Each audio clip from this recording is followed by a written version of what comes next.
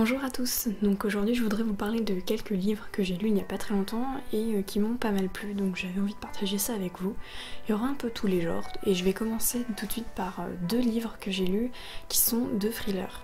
Donc le premier c'est Meurtre à Pékin de Peter May qui en fait parle d'une femme, d'une médecin légiste qui arrive en fait à Pékin pour travailler en fait dans une université. Et très vite elle se retrouve en fait sollicitée pour participer à une enquête sur 3 grands brûlés. Elle va donc devoir collaborer avec un lieutenant chinois qui s'appelle Li, il me semble, et ils vont devoir un peu confronter leurs deux points de vue sur cette enquête pour parvenir à la résoudre. C'est un livre que j'ai vraiment aimé parce qu'il y a un souci du détail qui est assez incroyable. Il y a un vrai travail de recherche qui a été fait, on le voit sur la Chine, sur la politique chinoise, sur l'histoire de la Chine, mais également sur la médecine, les biotechnologies.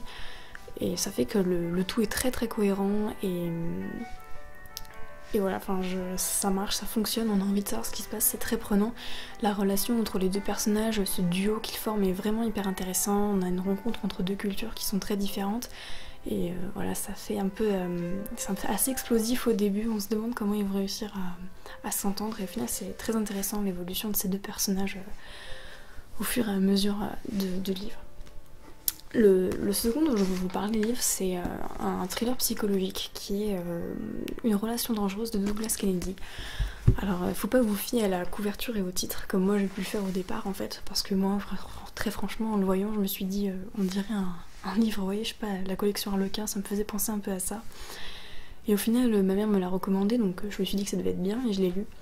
J'ai vraiment pas été déçue, je crois que ça faisait très longtemps qu'un livre ne m'avait pas autant tenu en haleine. En fait ça raconte l'histoire d'une femme qui tombe amoureuse d'un homme, donc ils entament une relation et au fur et à mesure en fait elle se rend compte qu'il y a plein de choses qu'elle ne sait pas sur cet homme et ça devient de plus en plus inquiétant et angoissant. Le livre est vraiment super bien écrit, on a une espèce de mise en place de la psychologie de l'héroïne qui est assez impressionnante. Je trouve que la façon dont sont décrites ses pensées, ses sensations, etc. c'est très réaliste, on s'attache beaucoup à elle et par moments même j'ai réussi à m'identifier à ce personnage-là. Là où je suis assez bluffée aussi, c'est par le fait qu'il y a toute une partie qui parle de l'accouchement, de la maternité, qui est vraiment je trouve vraiment réaliste. Et je trouve ça assez impressionnant parce que c'est un homme qui a écrit le livre, donc je trouve là encore, ça témoigne d'une recherche et d'une étude vraiment de la psychologie qui est vachement intéressante. Et voilà, enfin jusqu'au bout le livre maintient le suspense, j'avais sans arrêt envie de savoir, de le lire pour savoir ce qui allait arriver à l'héroïne et comment ça allait évoluer. Donc vraiment un très très chouette livre, excellent si vous aimez ce style de livre. On passe maintenant aux essais que j'ai pu lire il n'y a pas très longtemps. Il y a Vers la sobriété heureuse de Pierre Rabhi que vous devez sans doute connaître. Enfin je parle plutôt de l'auteur plus que du livre. Le livre en fait lui parle de décrire qu'est-ce que c'est que la sobriété heureuse en fait dans une société où on est très tourné vers la consommation et un besoin absolu de produire plus et beaucoup. Pierre Rabhi nous incite en fait à être peut-être nous contenter du moins parfois et nous expliquer en fait pourquoi est-ce que cette façon de vouloir consommer et de toujours vouloir produire plus est en fait malsaine et nous fait perdre le côté humain en fait de nos valeurs, etc. Et ouais, c'est un livre qui est plutôt sympathique, qui je pense est à compléter avec des lectures plus poussées sur le sujet, mais qui a quand même une très belle écriture, donc c'est un livre qui est agréable à lire et plutôt intéressant. Dans le même genre, j'ai lu Antispéciste d'Émeric Caron, Réconcilier l'humain, l'animal, la nature. Donc c'est un livre qui parle, comme son titre l'indique, de l'antispécisme qui n'est pas très... qui n'apporte pas tant de choses que ça au fait à l'antispécisme je pense.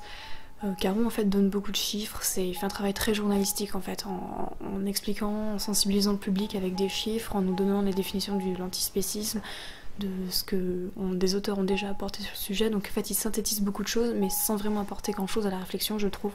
Cela dit, ça reste un ouvrage qui est quand même très intéressant je trouve pour commencer à s'intéresser à ce sujet là. Il donne beaucoup de références donc vers lesquelles je pense qu'il faut se tourner ensuite pour compléter ses lectures sur le sujet et se renseigner plus.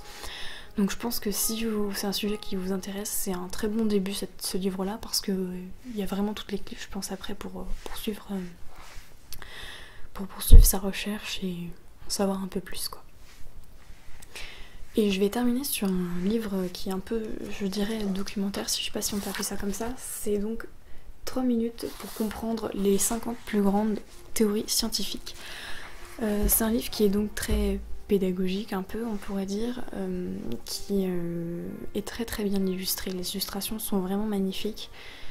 Et il nous explique donc avec des explications qui sont courtes, brèves, mais efficaces, différentes théories scientifiques, que ça soit dans le domaine mathématique, physique quantique, biologie. Donc il y a un peu de tout et c'est vraiment chouette parce que tu apprends facilement plein de choses sur différents thèmes. Et c'est une collection que je recommande vraiment, 3 minutes pour comprendre, parce que j'ai vu qu'ils faisaient vraiment d'autres, de tous les genres. Ils font aussi sur les mathématiques, la philosophie, l'économie. Donc c'est une collection que je trouve vraiment sympa et très accessible. C'est des beaux livres vraiment. Comme je le disais, il y a des très belles illustrations, donc c'est vraiment le genre de livre qui se voit et qui se lit facilement et qui est plutôt agréable à feuilleter en fait comme ça. Voilà pour mes lectures. Il y en a quelques livres. Je ferai peut-être d'autres vidéos comme ça. Il faut me dire si vous avez aimé ou pas en commentaire. Et puis je vous dis à la prochaine pour une autre vidéo. Ciao!